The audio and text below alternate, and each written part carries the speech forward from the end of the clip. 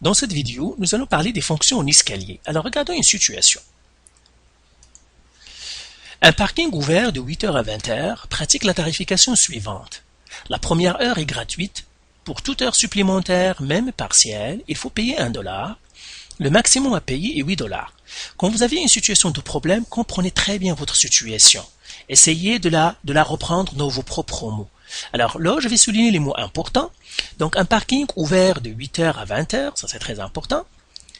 La tarification suivante, pratique la tarification suivante. La première heure gratuite, donc je vais payer $0.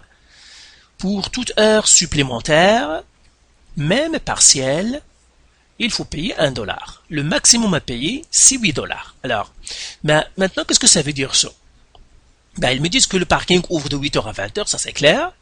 La première heure est gratuite, ça veut dire quoi? Ça veut dire que si je parque ma voiture 30 minutes, je ne vais rien payer. Si je la parque par exemple pendant 60 minutes, 1 heure pile, je ne vais encore rien payer. Mais si je la parque 1 heure et 1 minute, là ils me disent pour toute heure supplémentaire, même partielle, ça veut dire même si je suis dans une partie de l'heure, d'une heure supplémentaire, je dois payer le $1.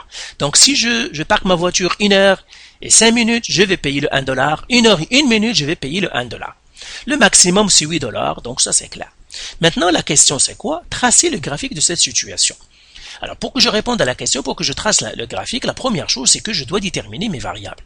Alors, la première chose que je dois faire, c'est déterminer la variable indépendante x et la variable dépendante y.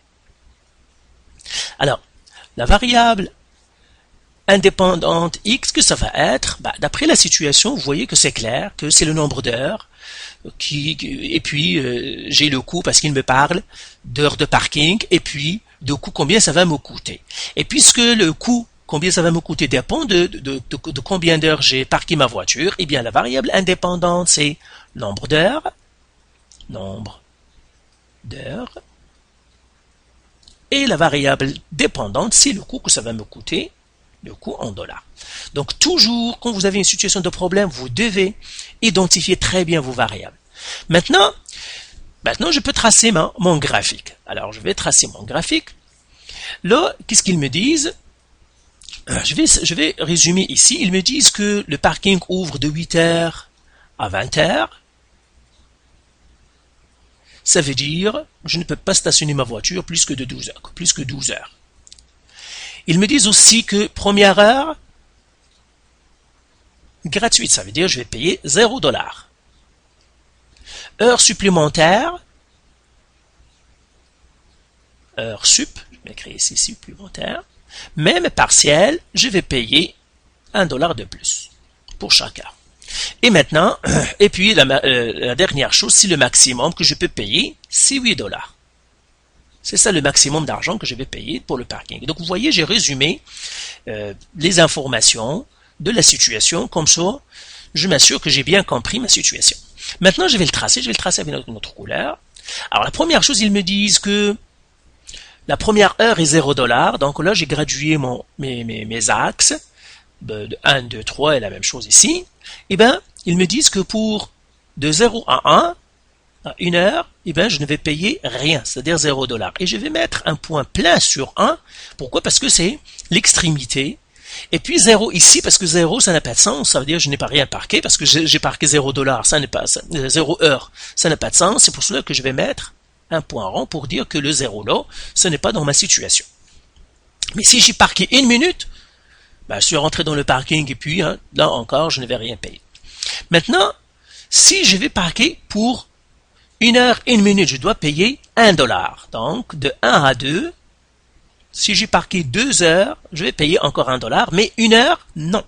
C'est pour cela que je vais mettre un point rond, un point vide, parce que pour 1 heure, c'est $0 que je vais payer. Maintenant, si j'ai parqué entre 2 heures et 3 heures, je vais payer $2. Pour 3 heures, je vais payer toujours les $2, mais pour 2 heures, non, je vais payer le $1 parce que ça ne fait pas partie, le 2 heures, ça ne fait pas partie de l'heure, ça fait partie de la marche avant. Donc la même chose ici, vous voyez que ça va être un rond, ici, pour entre 3 et 4, entre 4 heures et 5, encore la même chose. Donc, ça va être $4, entre 5 heures et 6, ça va être 5 $. Entre 6 et 7, ça va être 6 $. Entre 7 et 8, ça va être 7 $. Et puis entre 8 et 9, ça va être 8 $. Mais je vois que j'ai atteint mon maximum parce que même entre 8 et 9 ou 9, même si je fais 10 heures, je vais toujours payer les 8 $ parce que c'est le maximum. Donc ça veut dire là, ça va partir jusqu'à ici, jusqu'à 12 heures parce que c'est là où ça s'arrête parce qu'après 12 heures, je dois avoir déjà ramassé ma voiture parce que le parking n'ouvre qu'entre ces deux-là. Donc voilà mon graphique. C'est ça mon graphique ici. Hein, donc je pourrais faire ça ici,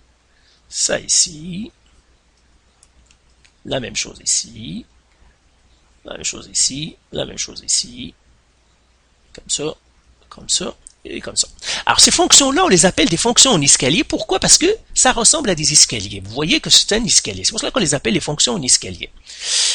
Alors, dans les fonctions en escalier, il y a des termes que vous devez connaître. Eh bien, dans les fonctions en escalier, ça, on les appelle les marches. Quand pour la réalité, ce sont les marches.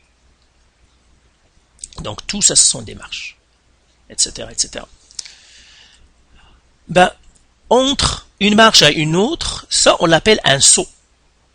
Je vais le mettre ici, c'est un saut. On l'appelle aussi un pas. Donc, vous pouvez entendre le saut ou le pas, et bien c'est là où je fais le saut. Alors, le point où il y a le saut, on les appelle les valeurs critiques. Par exemple, ici, je fais un saut ici. Ça, c'est une valeur critique. Donc, celle-là, ici, c'est une valeur critique. Valeur critique. Donc, les fonctions en escalier ont l'allure d'escalier, on a les marches, c'est comme dans la réalité, et on a les pas ou bien le saut, et puis on a les valeurs critiques. Les valeurs critiques, c'est là où le saut se produit. Par exemple, ici 2 est une valeur critique, 1 est une valeur critique, 3 est une valeur critique parce que c'est en 3 il y a un saut. 4 est une valeur critique. Donc là où il y a un saut, on les appelle valeurs critiques.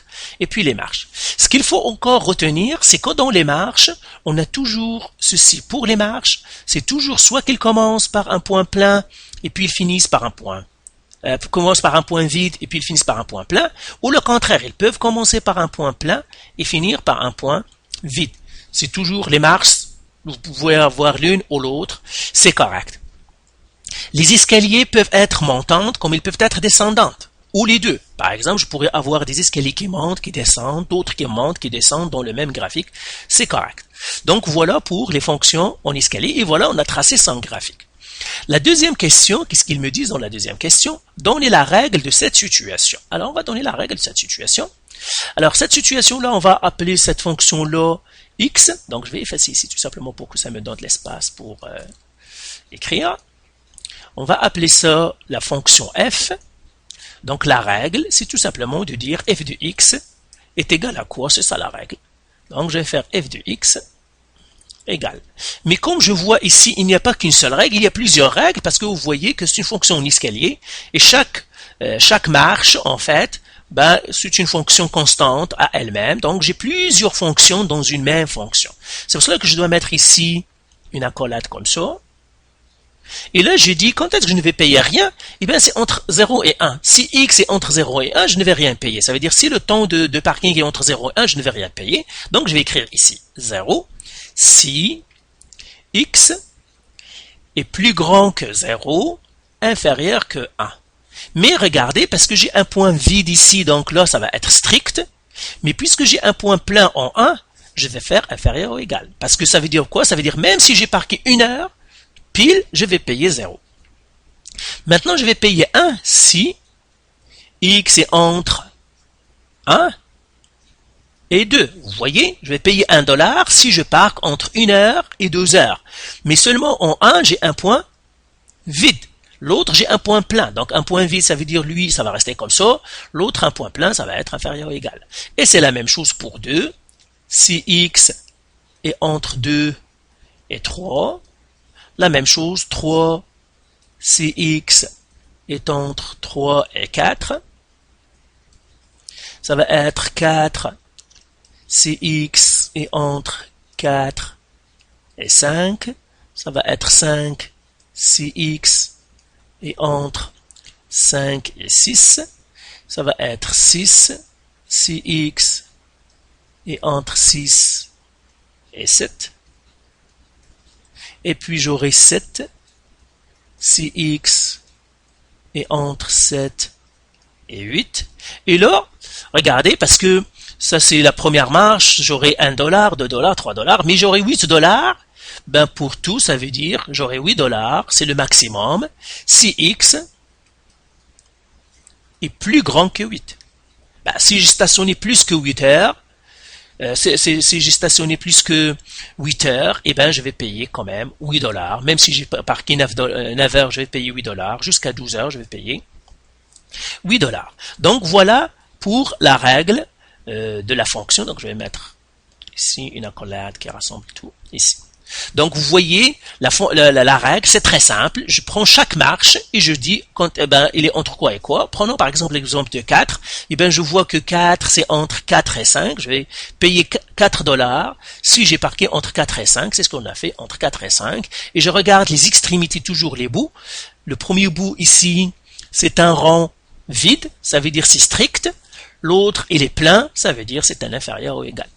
Donc voilà pour les fonctions en escalier. Rappelez-vous que ça ressemble à des escaliers, soit montantes, soit descendantes, soit les deux, qui montent et qui descendent, et que vous devez connaître les marches, vous devez connaître le saut, et vous devez savoir identifier les valeurs critiques. Donc les valeurs critiques, c'est là où ça se fait le saut. La marche, c'est la marche, et puis le saut ou le pas, c'est là où ça saute. Donc voilà, vous pouvez faire les exercices du site, et s'il y a des questions encore, vous pouvez toujours nous contacter à travers le site ou par téléphone. Voilà.